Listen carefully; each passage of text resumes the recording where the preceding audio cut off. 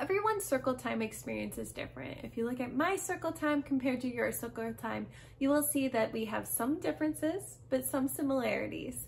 And I think that's what is so cool about us as educators, is we're all so unique and we bring different things to the table and different offerings.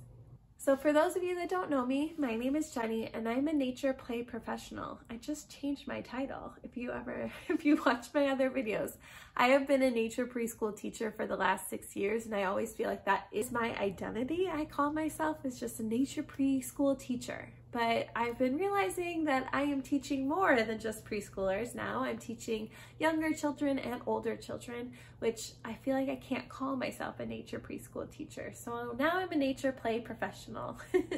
And in today's episode, I want to talk about circle times and the fun things that you can do for fall circle times, specifically since we're in fall now. We're like in full swing in fall.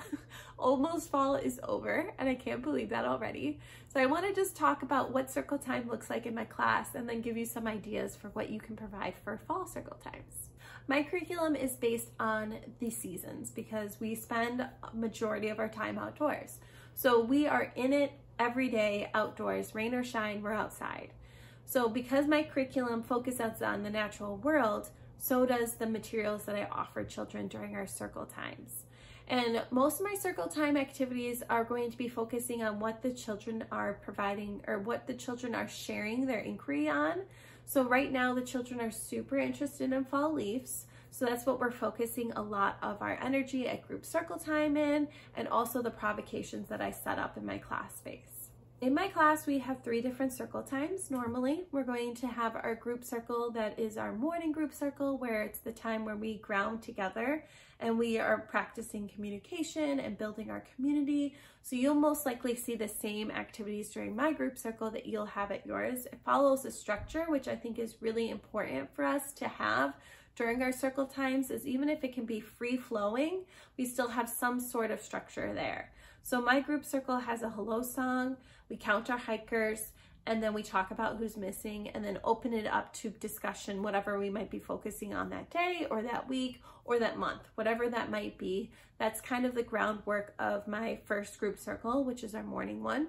And then we have our second group circle, which is going to be more about the storytelling. So either I'm sharing a story to the children and it's a picture book, so we're reading it all together at group circle, or it's a oral storytelling where I'm doing a puppet show about fall colors or fall leaves, or it's the children doing a story together. So we're taking turns sharing a story and I'm writing down the story so we can do something with it or share it with the parents. And then at the end of the day, we have our goodbye circle. So this is another time that we're gathering together and building that community. Usually during goodbye circle, we're going to sing our goodbye song. Obviously, we're saying goodbye to the day. We're going to do a mindfulness activity as a group, or we might just sit together and talk about what we did that day and debrief all the fun things that happened in our day. Morning circle also opens up a time that I can share with the children a new work that might be offering in our class space, and this is a great opportunity for me to show them how to use those things. Most of the time when I'm setting up a new work and inviting the children to learn how to use the work, I'm not going to talk that much. There are times though that I am going to talk more, and I want to jump into that now.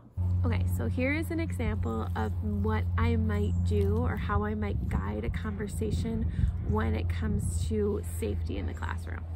So, okay everyone, I have been noticing something interesting in our classroom. I have been noticing that sometimes sticks are becoming too close to other people and people are not enjoying that. So I wanted to open it up to a conversation and ask how we can be safe with sticks or how we want to use sticks in our classroom. So we have big sticks that we use, we have medium sticks that we use, and we have small sticks. Can anybody tell me what you want to do or how you want to use these sticks in our classroom? What ways we can use big sticks? I'll write this stuff down.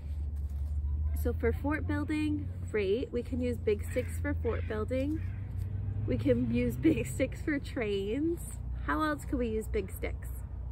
We can use big sticks to swing, but if we're swinging big sticks, what do we have to be aware of? Yes, we have to be aware of the other kids that are close to us. So if I'm swinging a big stick and I'm sitting next to like Kia here, if I'm swinging my big stick and we're so close, is that safe for me to be swinging that big stick? No, no, it is not safe for me to be swinging that big stick. So what do I have to do with my body? Yeah, I have to move away. I have to give Kia space. And if I forget to give Kia space and I'm swinging my stick, what could Kia say to me? Yeah, Kia could tell me like, Jen, can you give me some space? You're swinging your big stick. And then I have to do what? Yeah, I have to listen to Kia, so I'll walk away and get a bigger, or I'll be able to move my stick in a bigger space. What about small sticks? What could we do with small sticks? We could dig in the ground with small sticks. What else can we do with small sticks? Make them wands. And what do I need to remember about my small stick? Can I be close to Kia with my small stick? Yeah, as long as she's okay with my small stick being close to her. Am I going to swing my small stick? Is that okay to do? Yeah, as long as I'm not too close to people. So these are all things that we have to remember when we use big sticks.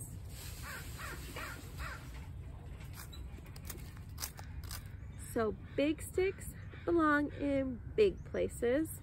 Small sticks belong in small places. So is this a small place right now? Yeah, so I could have my small stick. If I have my big stick at group circle, is that okay? No, we gotta put my big stick behind me. And when I'm done with group circle, I can have my big stick back. Small sticks in small spaces, big sticks in big places. So I'm going to write down our expectations with our small sticks, or our big sticks.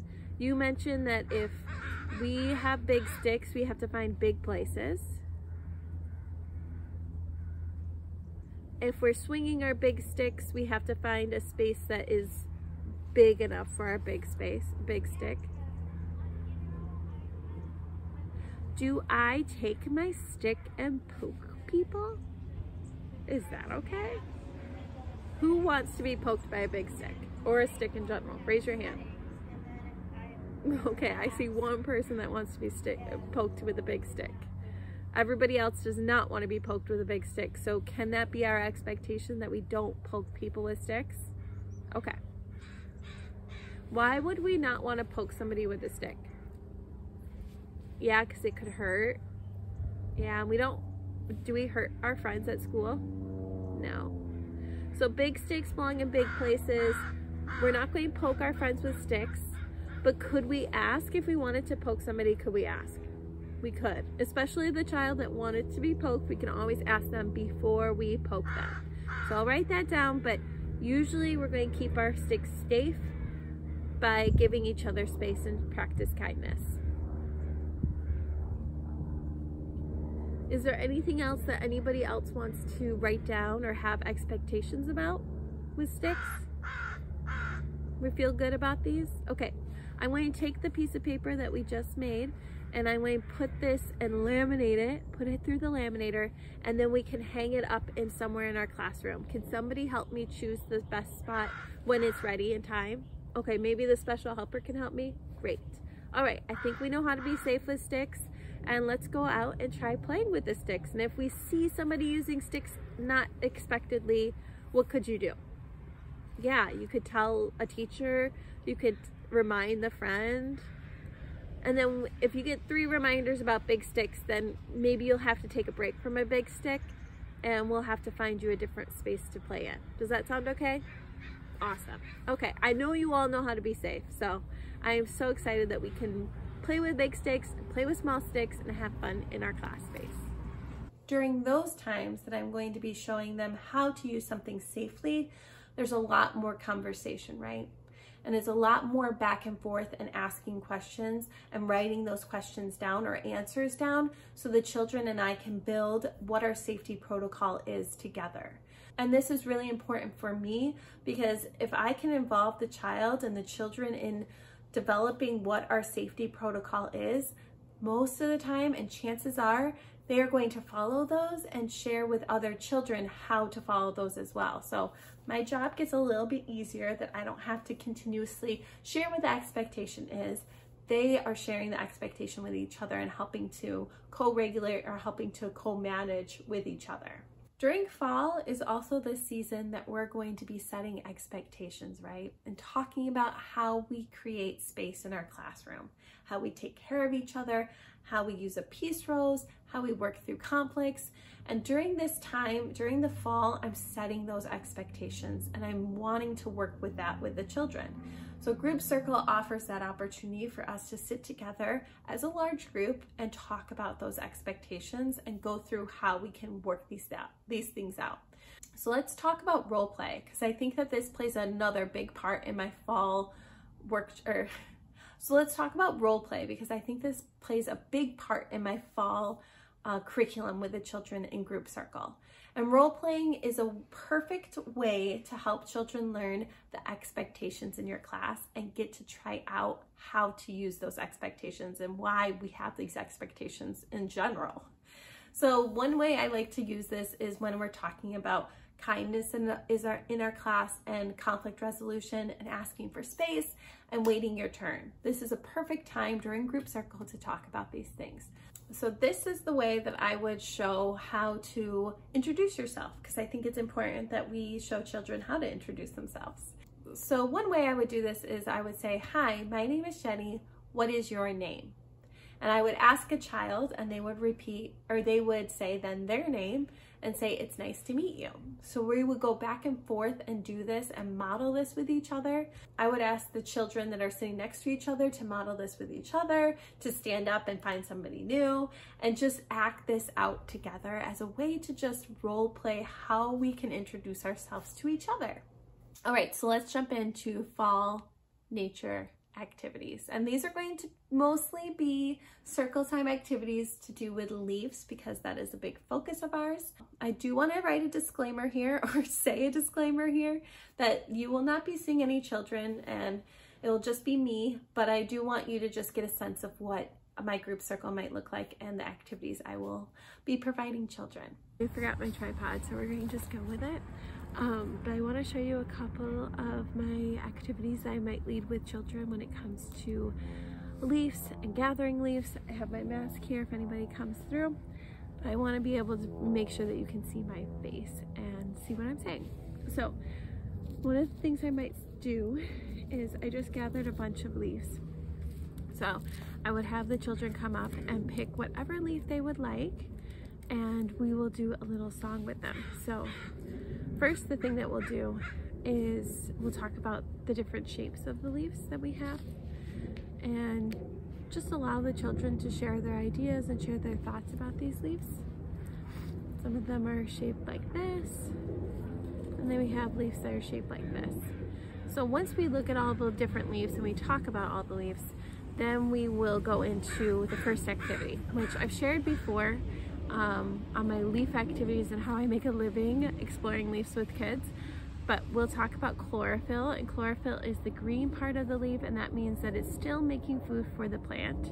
And when it loses its chlorophyll green and turns a color, then we call those the pajama colors, and that these are ready to fall off the trees, and then they fall to the ground, decompose, and they give us those beautiful vibrant colors that we love in the fall. So we talk a little bit about chlorophyll, no chlorophyll. I would invite the child or the children to go out and find some chlorophyll leaves, and then invite them to leave the Group Circle and find some non-chlorophyll leaves and bring those back and have a conversation about those as a group together.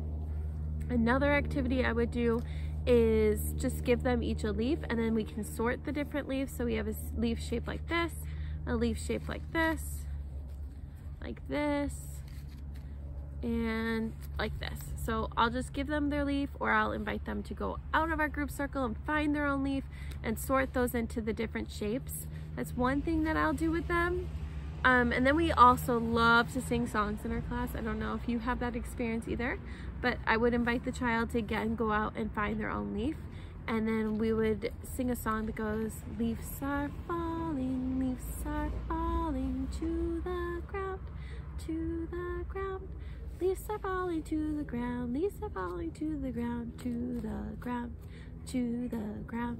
And then I would invite each child, if I had enough time, if I planned it the right way, invite them to share one kind of word a leaf might fall in.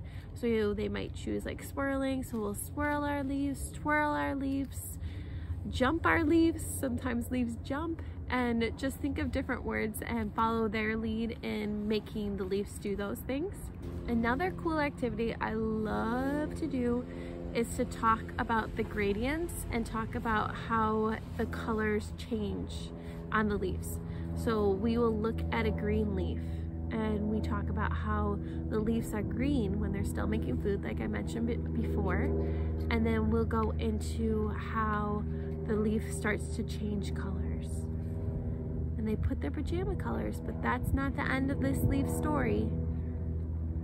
Once it changes into its pajama colors, sometimes it changes another color and it starts to decompose. Can we say that word? Decompose? Decompose? So we talk about the different colors and how the leaves start to change colors. We might do it with another leaf, which I just have 2 of these ones, but we'll talk about how it's the chlorophyll green and then it starts changing colors. It's really cool when you can find a skeleton leaf. I love finding skeleton leaves because those are like definitely decomposing, and we can talk about that with the kids. It's always so much fun. I think it's always fun to also like not only sort them by color, shape, also count how many leaves you find. And at Group Circle, it's always just a fun activity to do together. It's just like talk about the leaves that we find. I might open it up for them to share what they think about leaves. And ask them like what kind of leaves they have in their backyard and things like that, to just keep it on like, you know, on topic. I do want to mention that I usually only pick one of those activities and not spend like the whole time doing activities as a group circle like activity.